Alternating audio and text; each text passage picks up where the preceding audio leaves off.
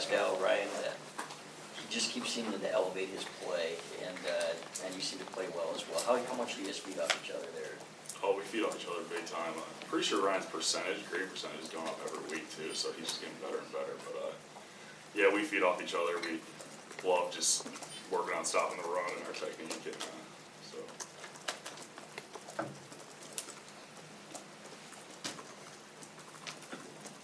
Go to Adam in the second row. This question for Matt.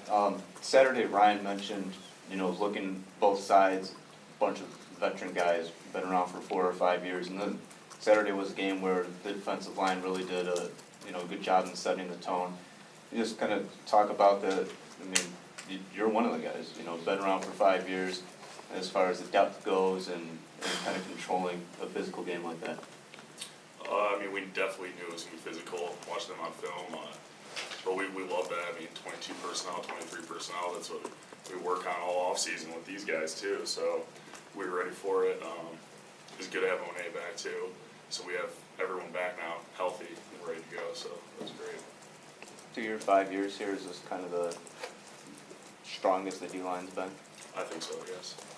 Stay in the front left with John. Jake, obviously the team likes to play at home and all. What is fun and the challenge about going on the road to win a football game?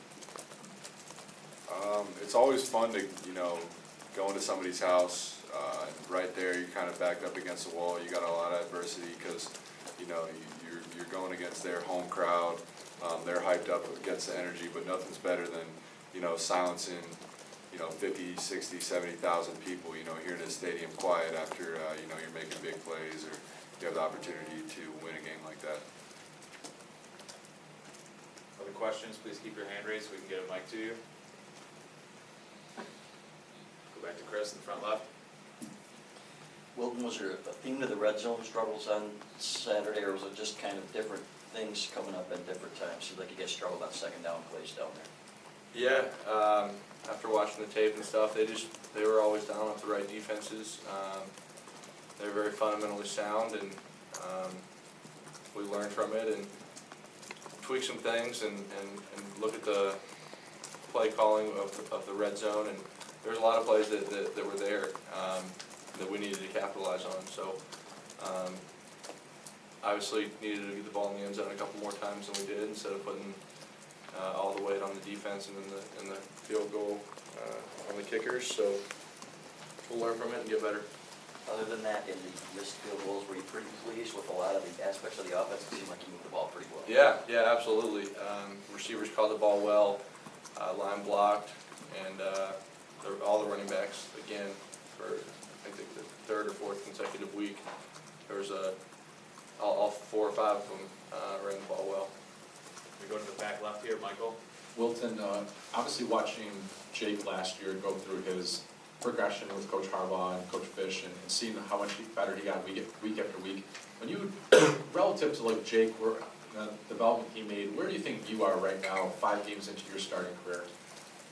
I don't ever like to compare with any quarterback. I'd like to strive to be like certain quarterbacks. We watch a lot of Tom Brady. I watch a lot of Ben Roethlisberger, and try and get my game to where he is right now in his career. But Jake was a great leader and a great quarterback, and obviously I try and do those things as well. But as far as statistics and how he was last year versus how I am now, I don't really think about that. How close do you, where do you think you are 5 games in? I think we're 5-0. That's all that matters. Obviously, I didn't like that turnover on Saturday when I was trying to put that ball into Jake, but other than that, I've been trying to take care of the ball the best I can and doing that pretty well. And I think completion percentage is up there, so still a lot of room for improvement though. But we're happy to be 5-0. We'll go back to Adam, second row in the middle. Well, Wilton, Jim had mentioned, with Grant's injury, the possibility of a little bit of shifting going on the offensive line. Just kind of curious, from your position, is that something that worries or concerns you? And I guess as far as just the rhythm of the offensive line, 5 games in and a possible change, does that throw off anything? No, they're all throughout spring and throughout camp. Drevno did a great job of making sure everyone got their reps. There's gonna be young guys that have to step up, and it doesn't worry me at all though, because across the board, those guys are all smart guys. They know what to do to get the job done, and they'll do that this week. What do you think of the way Front row that? right for Mark. Well, you talked on Saturday about trying to escape the sacks, and sometimes, that there were probably some things you could have done.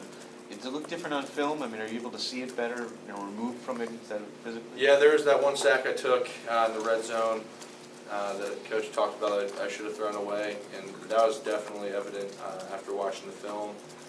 I was just trying to find Jake or Ozzy, and just trying to make a play that wasn't there, and that's something I learned from.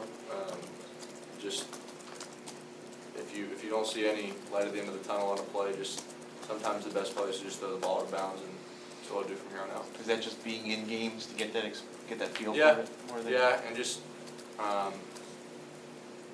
not being so cocky on the play to say, hey, I can extend every single play. It's more so, okay, let's just get to the next down and make sure my team's in a good position to get done what needs to be done. Front left, Angelique. Second week in a row, you've seen a teammate go down with an injury. Grant was last week. Did you guys have a chance to talk to him, and were you at all impressed that he decided to skip the cart and walk off the field? Yeah, I went and visited him last night at the hospital, and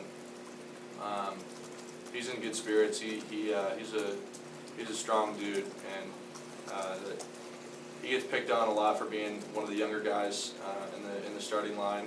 I think Kalis and Eric love kind of going at him, but even those two guys were giving him their respect, because the fact that he walked off with that type of injury, that says a lot about who he is, and we all respect him for that.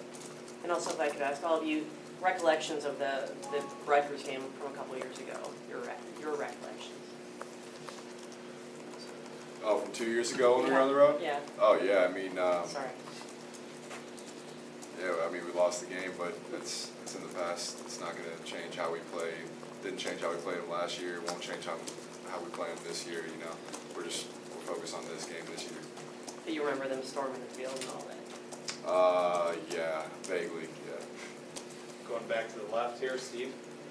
Wilton, you mentioned Ben Roethlisberger and Tom Brady, watching film of those guys. When you watch it, what's something you've been able to pick from the way they play and try to put it into your game? Yeah, I mean, Tom's just Tom. Everyone knows that, but Ben, able to shake guys off his back when people are hanging on him, but still, keep his left shoulder up the field and eyes down the field trying to find targets. But Coach Fish made a cut up for me to look at today, and there was a lot of that, but also a lot of, once he realized nothing was there, him just throwing the ball away or diving forward for a couple yards or near to the line of scrimmage. So yeah, that's kind of what I've taken away so far and what I like to duplicate.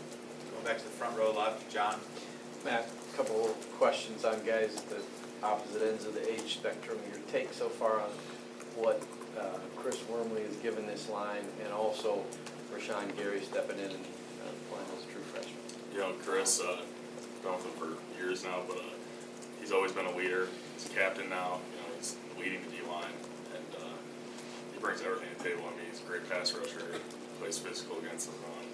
And then Rashawn, coming in and being able to play at the level that he's playing at right now has helped the D-line enormously, and we're very fortunate to have him. Okay, back to Chris in the front left. We've got time for one or two more.